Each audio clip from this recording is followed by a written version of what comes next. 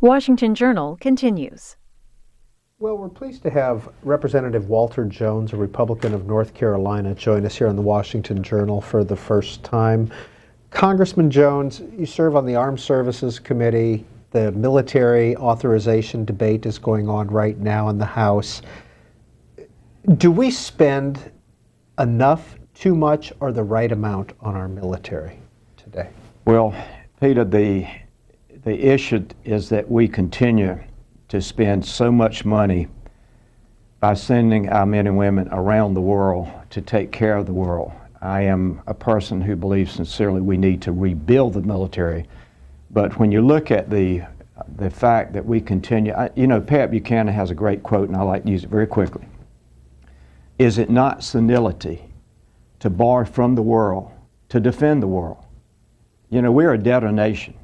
Every so often we have to have debates on the floor of the House to raise the debt ceiling. And under George Bush, we raised the debt ceiling 7 out of the 8 years that he was President of the United States. Under President Obama, we raised the debt ceiling 7 times in 5 years. That allows our nation, which is in debt, to borrow more and more money to spend, and there's no cap to it. And I mean, this is why we continue to, Afghanistan, we ought to stop spending money in Afghanistan. We ought to spend it here in America on our roads, on our schools, and it just goes on and on. So for me personally, I am a person that believes sincerely that we need to start rebuilding America and not the world. What would happen if the U.S. wasn't in Afghanistan or didn't go to Iraq and try to help the Middle East out? Do we just let it happen? Peter, I look at the other countries that have just as much at stake as we do. Where are the Brits on this issue of the collapse of Iraq right now? They're not going to send any military in there. President Obama says, well, we're going to send 300 advisors. That sounds like the echoes of Vietnam again. We in this country need to understand that we need to have a strong military, which is based on the requirements of the Constitution. And we need to have a better foreign policy, and not a foreign policy that seems to be wherever there's a problem, we need to be there to fix the problem. We cannot do it. As Colin Powell said, we should never have gone into Iraq. And Colin Powell said, if you break it, you own it. Look at where we are today. We need to reevaluate our foreign policy, in my opinion. And there are people in both parties. I think Donna Edwards feels that way. She's a Democrat, I'm a Republican. We just need to come back to what is in the best interests of America. And yes, I would say with terrorism, with the threat to our country, let's continue to rebuild America and have a strong military. Do what's right for our agencies who are trying to protect us from terrorism. But when you start sending our troops around the world, putting them in these foreign countries, and especially the Middle East, then I think you are setting yourself up for trouble. Congressman Jones, is it fair to say that you're kind of a contrarian within the House Republican Conference? Well, I have been called many things, and I guess contrarian is a proper term. I am a very strong man of faith. I do what I think is right for the people of the 3rd District, which I have the privilege to serve. And many times, I guess I am a contrarian because my value system is based on my faith. And the 3rd District includes the Outer Banks. It's the coastal area of North Carolina. Right, and Camp Lejeune Marine Base. Camp Lejeune Marine Base. Right, Cherry Point Marine Air Station. And your father was a Democratic congressman prior to you. Right, for 26 years. In the same district, basically? More or less, yes. And he was on the Democratic side. Who did you vote for in the House Republican leadership races yesterday? Yesterday, Raul Labrador. Who was the opponent to Kevin McCarthy? Right, and Steve Salix. So you won 1 out of 2. Why did you not vote for Kevin McCarthy? Because we need to change the face of the leadership. I believe that Eric Cantor's defeat, which was very sound, sent a message that the leadership, I go back very quickly to the debt ceiling issue. We continue to raise the debt ceiling. The last time, Peter, I voted for a debt ceiling increase was 1997. the debt of our nation was $5.7 trillion. Today, it is over $17 trillion. That is, again, why I am a person that believes we cannot continue to fix the problems in Afghanistan when we cannot fix the roads in eastern North Carolina. Walter Jones is our guest. After the president's announcement yesterday, you sent this letter to the president. I'll just read a portion of it to get you to expand on it. The 2002 authorization of the use of military force against Iraq authorized the use of military force specifically to defend the national security of the U.S. against the continuing threat posed by Iraq and enforce all relevant UN Security Council resolutions regarding Iraq. The current situation in Iraq clearly does not meet these criteria, as it is obvious from a full reading of the legislation that weapons of mass destruction were the continuing threat being referenced. Peter, I have said many times that the worst decision that I have made since I became a congressman was to give President Bush the authority to bypass Congress to send troops into Iraq. I say that because I voted for the AMUF at the time that this happened, the authorization of military force, AUMF. Since that time, that gave the president, and continues to give the president, and this time, obviously President Obama, the authority to make certain military decisions and can bypass Congress. I look at, just real quickly, the fact that we bombed Libya. Yes, the president said, well, I contact the leadership of the House and the Senate. You know, the Constitution says Congress shall declare war. And we have advocated our responsibility based on the Constitution, and that's why I joined Adam Schiff, Democrat, and about 30 other Republicans did a couple weeks ago to sunset the authorization that was given to President Bush in 2003 that is now being used by President Obama. That's the purpose of the letter. How did you vote on Barbara Lee's amendment last night? I voted for every one of them.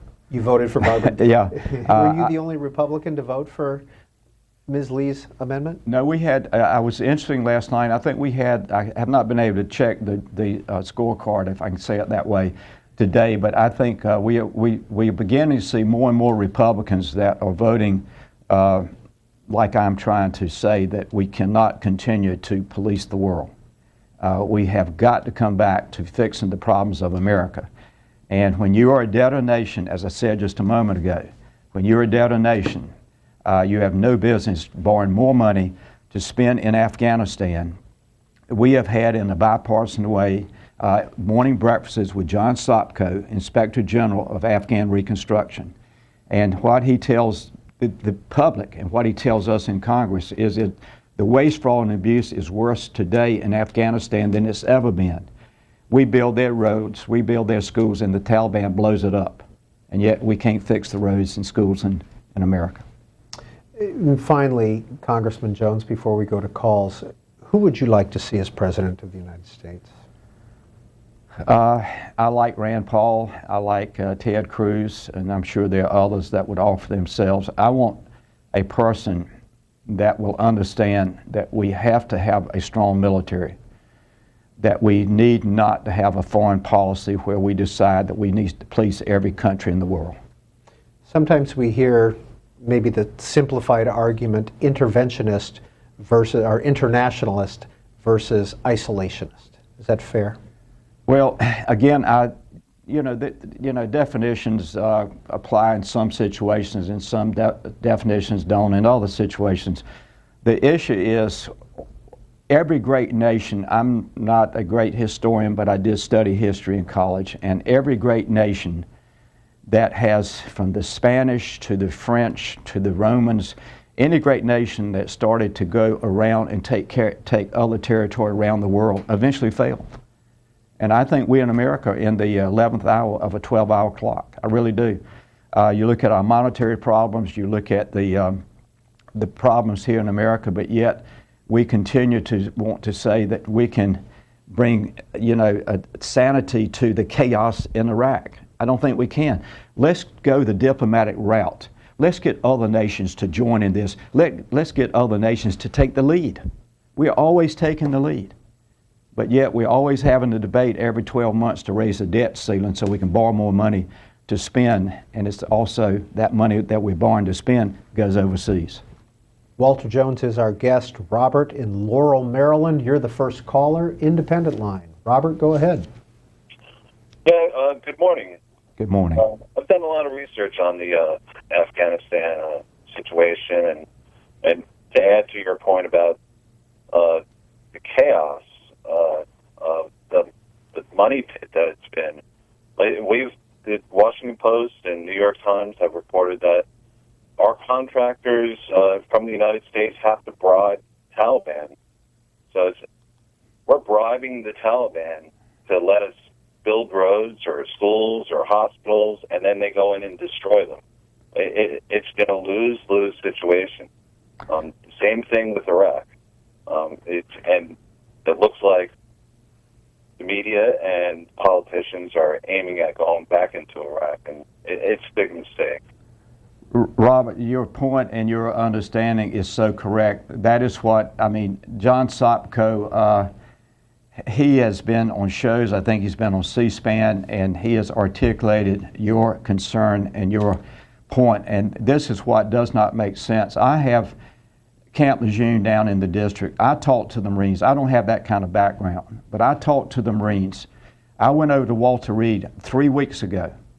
I went over there to see 2 Marines who were at Walter Reed in Bethesda. It turned out we were in the rehabilitation area where they teach them how to walk without legs and things that they can do when they've lost body parts. And I saw 3 Army fellows from Fort Bragg, which is not in my district, Robert, but I saw 3. They had lost 1 leg each. Then the first Marine I saw from Camp Lejeune, and his father there from Louisiana, had lost 2 legs and an arm. And he's on kind of a bed in the rehabilitation area, sitting up.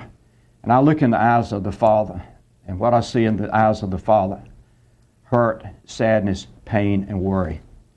Here's the father of a 23-year-old son that's lost both legs and an arm, and I don't know why he had to go there. I don't know what we think we're going to change. The Taliban, most of them are Pashtuns. This is their country. They live in a different century. We cannot bring them to our century. They don't want to be us. They've got their own religion. And another point about my visit, a young Marine had lost both legs, had stepped on a 40-pound IED in February of this year, February of 2014. And he was talking about his little baby who's 8 months old, talking about his wife, and they were not there, but he was talking about them. And you wonder what we're doing to our military. Let's reinforce our military. Let's do what's necessary to have a strong military. Let's be prepared to go after those who hate us. But let's not try to police the world and change these cultures in the Middle East. We'll never change them. History has proven that. Would you be okay as a member of the U.S. Congress if Iraq split into 3 countries, Kurd, Sunni, Shia? I truthfully came out against the Iraq War in 2005. It was an unnecessary war to begin with, and I made a bad mistake, which I've already explained, in voting for the resolution. Absolutely, I think Joe Biden was, Vice President Biden was a United States Senator. He was a strong advocate of dividing the country into Sunnis, Shias, and Kurds. I think that that's probably what's going to happen. I don't think anybody knows today what tomorrow's going to bring in Iraq, that's for sure. But I think that is a possibility. John in NC tweets into you, Congressman, I am your constituent and I admire your character, but you're way too moderate for me. Chris is calling in from Newport Richey, Florida on our Republican line. Hi, Chris. Yes, good morning, gentlemen. Good morning, Congressman Jones. Good morning, Chris. Thank you. Long admired you. First of all, I need to clarify I'm a huge Ron Paul supporter. And I am too. Yeah, I know that. And, of course, I am going to support Rand Paul as our Republican nominee in 2016 for the office of the President of the United States. I wanted to point out something that a comment, though, I'm troubled by, and then I'll go into the gist of why I was calling. I don't think Ted Cruz is eligible to be the candidate for the presidency because He is a Canadian. Both of his parents are Canadians.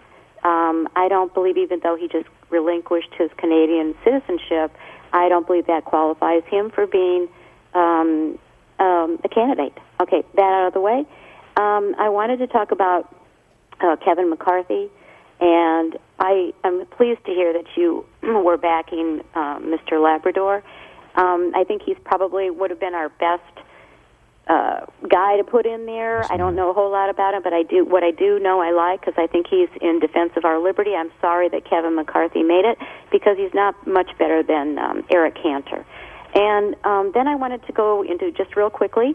Hey, you know what, Chris? You got to make it quick now. Okay. I just wanted to say that I want you to talk a little bit about your work with the other guy on the other side of the fence about promoting some information on Saudi connections to 9/11. Thank you. All right, you got Ron Paul, Ted Cruz, Okay. Kevin McCarthy, and Saudi connections to 9/11. Okay.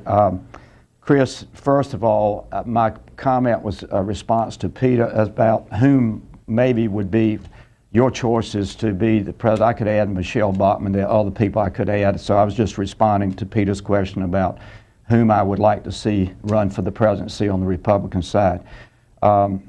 The second, Peter, I'm sorry. Ted Cruz, being Canadian, I don't know if you want to address that or not. That would take care of itself as we move forward, truthfully. Kevin McCarthy, what's your relationship? My belief is that we need to change the face of the House leadership. I believe sincerely, including the Speaker of the House, I think we need a new look. We need a new direction, and I think, quite frankly, I mean, I was one of the 12 that voted for David Walker to be Speaker of the House. And so my belief has nothing to do with personalities or my feelings. I respect both of them, but I think their direction for our nation, for our party, is not what we need at this particular time. The 28 pages that Chris made reference to, there were 9/11 Commission classified 28 pages that they said needed to stay classified. Members of Congress can read those pages with authorization from the Intelligence Committee in the House. I've been given permission to read. Steve Lynch, who's a Democrat from Massachusetts, and I, along with Thomas Massey, have put in a resolution calling on the President to release the 28 pages. The 28 pages have nothing to do with security, nothing. It has more to do with relationships, and that's about all I can say. But the families of the 9/11 have been calling for this. Senator Bob Graham has been way out front on this, calling for these 28 pages to be declassified, and he was on the 9/11 Commission. To me, there is no freedom if the American people don't know the truth about one of the worst days in the history of our country. Jerry, Henderson, North Carolina, Democrat. Is Henderson in your district, sir? No, sir. Okay. Jerry, please go ahead. But I know where it is. Right. Thank you for taking my call. I have a question for the congressman and a follow-up. Congressman, do you think it would have been right to keep American soldiers giving up their lives and limbs to fight in that country without being immunized from prosecution by the Iraqi government? Okay, and what's your follow-up, sir? My follow-up is that all these Republicans, McCain and Graham and everybody, talking about Barack blew it. He didn't get the status of forces agreement. The reason he didn't get the agreement because the Iranians and Maliki wanted to keep the soldiers there without being immunized. And that's why the talks broke down, sir.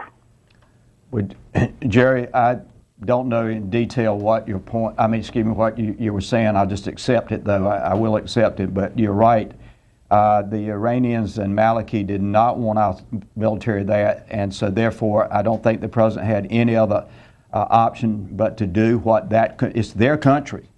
Whether we like it or not, it is their country. And if the leader of their country says we do not want the American troops here, then for goodness sakes, we have to follow the wishes of the leader of that country at that time. Roger Green tweets into you, Representative Jones, how do you view Tea Partiers? Just Americans taking back their country or right-wing radicals?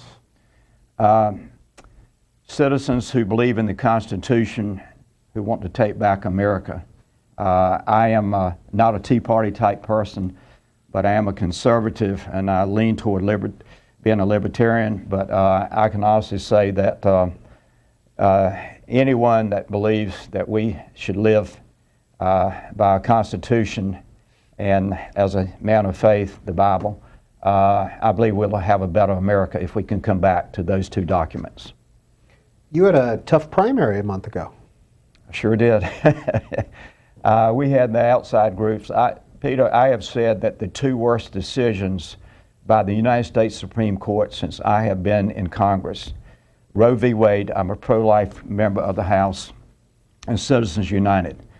Citizens United, I think, has created this situation where those who have, I'm not opposed with people who have money, but I will tell you that quite truthfully that the influence of money is growing and growing and growing. And when you have outside groups to come to my district, which they have a right to do, and spend about $1.4 million, that's a lot of money in Eastern North Carolina, especially to buy TV. Just one ad after another ad. Distortion, lies, and misrepresentations. And we had 123,000 to defend us 10-1. And I thank God first and the people second that trust me to do what I think is right. We won the primary. We do have opposition in the November election, and we'll be working hard to win that. Have you ever thought about stepping away from Congress or not running for a re-election? I am 71 years of age.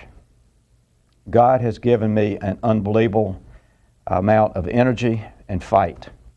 And I believe that either the people first or God first will say that you've lost that fight. I have the fight, and I'm fighting all the time up here for something good, I hope, most of the time. Where do you think, if your father were alive today and it were in Congress, would he be a Republican? Would he still be a Democrat? You know, it's hard to say. He knew before he died that I was thinking about changing my party affiliation, and we had a conversation, and I think that he understood my frustration, and that he agreed with some of the frustration. I don't think, I'll tell you the truth, I said recently that with this world we live in of fundraising, I'm not even sure he would run today. No, he was a conservative Democrat, and of course when he became chairman of the committee, which happens to both parties, by the way, he became less conservative. But those things happen when you become a chairman. You can't always stand for your principles. That's why I like being an independent thinking person who believes certain value systems, and I try to stand by my principles and take the hits that come with it. Congressman Jones, who are some of your friends in Congress? Who are your best friends in Congress? Well, you know, it goes from Paul Brown to Steve Stockman to Thomas Massey to Jimmy Duncan, Justin Amash. I'm in the Liberty Caucus, which is the head of caucus is Justin Amash, and there are other people, and really in the Democratic Party I have relationships with. So to me, I just don't think we can fix the problems of this country if we don't figure out where we can come together. We can't always agree philosophically. That's just not going to happen. But there are some issues that we can come together on, and I think we need to. Of the 20 years I've been here, this has been one of the most difficult times, not for me personally, but for our nation. Pat, Dallas, Independent Line. Please go ahead with your question or comment for Walter Jones. Good morning, Mr. Jones. Good morning, Pat. You said something about diplomacy, but I'm really confused. Or either the Republican Party is speaking from both ends of them, both ends. McCain always talk about, Obama is too slow, he's weak, he use force. And you're talking about diplomacy. President Obama tried to use diplomacy in Libya, and the French were leading the war. They said Obama is weak. America is not supposed to be behind. America should lead the war instead of the French. Now he started with diplomacy. He's too slow to react. He's too slow to react to the situation in Iraq. And you're thinking the same way he's thinking, that we shouldn't have our military going back into Iraq. The war was wrong from day one. I was against it. You know, so what do you think about these Republicans talking from both ends? All right. Thank you, Pat. Well, Pat, I can't speak for any senator or even any House member. I can only speak for myself. And again, as I said to a call before you called, Pat, that I think that too many times that the politics of Washington is, you know, guns first, diplomacy second. And I would like to very quickly, Peter, if I might, just read for Pat. I want you, Pat, to listen. After Ronald Reagan died, Ronald Reagan was the president when we had 241 Marines killed at the barracks in Beirut. And there was a book written, An American Life, the autobiography, and it was about Ronald Reagan. And I'll read this very quickly. In the weeks immediately after the bombing, I believe the last thing that we should do was turn tail and leave. Yet the irrationality of Middle Eastern politics forced us to rethink our policy there. If there would have been some rethinking of policy before our men die, we would be a lot better off. If that policy had changed toward more of a neutral position and neutrality, those 241 Marines would be alive today. I truthfully believe sincerely that we ought to go through the diplomatic channels and have the discussions with foreign leaders and see if we can't come to some type of compromise wherever the problem might be. Carl is calling in from New Bern, North Carolina, Republican line. Carl, go ahead. Thank you for taking my call, and good morning, Congressman Jones. Carl, good morning. Number one, I'm very pleased that you prevailed in the primary and will work very hard for your election in the fall. Thank you, Carl. Thank you. I thank you for being a contrarian. I think we need more independent thinkers in Washington, and you have proven for years to be that. But I've got a question. I'm real puzzled by actions yesterday. The president announced that he was going to send 300 military advisors to Iraq, but he also said that he will not take sides, that we are not partial to one side or the other. Do you know whether that means that 150 are going to help the Shia and 150 help the Sunni? Question. Carl, I think you've got a great point. I mean, that is what is so confusing about the Iraqi situation and much of the Middle East. You know, Maliki is a Shiite. The Iranians are Shiites. They support the Shiites. The Saudi Arabians support the Sunnis. And that's why I think, again, that we don't need to send the advisors there. We don't need to bomb the area. And I believe sincerely it's time to let some other country take the lead and figure out this chaotic, complex situation known as Iraq. Your point's well made. Thank you. Walter Jones is often on the floor of the House making speeches during the 5-minute or 1-minute speech time, or in special orders after the House is out. McCore in Amarillo, Texas, please go ahead. Just a minute or two left. Good morning, Representative Walter. Good morning, McCoy. Thank you. Representative Walter, I'm really very excited that you mentioned about that. We want to build America to be a great nation. We always looking to live under the dream of the United States. And I'm a soldier. I serve this nation as the U.S. Army. The Republicans went way behind on Obama administration. And we saying that as the United States that to take our troops to Iraq, Afghanistan, and take a democratic to Iraqis. America did nothing about that. They didn't accept our democracy, and Afghanistan didn't accept our democracy. Why do we waste time to take our troops to Iraq to lose limbs, we lose more than $80,000 million in order to use them in the United States to build it as a great country. All right, McCoy, thank you, sir. McCoy, I agree with you totally. Iraq was a mistake. We never should have gone in there. It was based on manipulated intelligence, and I regret the fact that I sent young men and women to die in Iraq in 2003. I have signed over 11,000 letters to families and extended families since that time because of my pain of not voting my conscience. I did not believe the intelligence that I heard in classified settings. I should never have voted to give the President Bush the authority to go into Iraq. And I do, sir, regret it, and I agree with the points you made. Lauren, this is a tweet that came in for Donna Edwards, but I want to ask you the same question. Lauren tweets in, what do you think of the President not defending our southern border? I think we have to defend our southern border. I think this situation with the children is a contrived effort by some south of the border to create problems in America, to force America to do certain things that we should not be forced to do.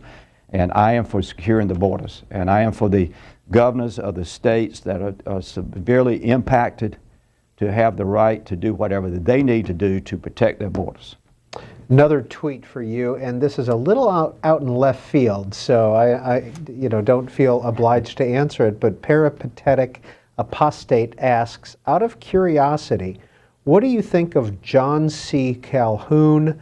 And this person goes on to say, I bet he idolizes him. I don't know if you've thought about that. I haven't thought much okay, about all right. John C. Calhoun. And I studied it 1,000 years ago about him, but no comment on that one. Right, I understand. And finally, Jan says, I'm not understanding. Stay out of Iraq, but build the military up? What for? You build the military to have a strong military so that in case we need that military, we're ready to use the military. What we have failed to do since the last 15 years is to have a strong foreign policy that would make sure that we went the diplomatic route before we had to use the military. I'm sorry. No, excuse me. I just want to say I think we have to have a strong military to be ready to use the military, but have a foreign policy that makes sense. Representative Walter Jones, Republican of North Carolina, please come back to the Washington Journal. Thank you, Peter. Thank you. Here's the House of Representatives.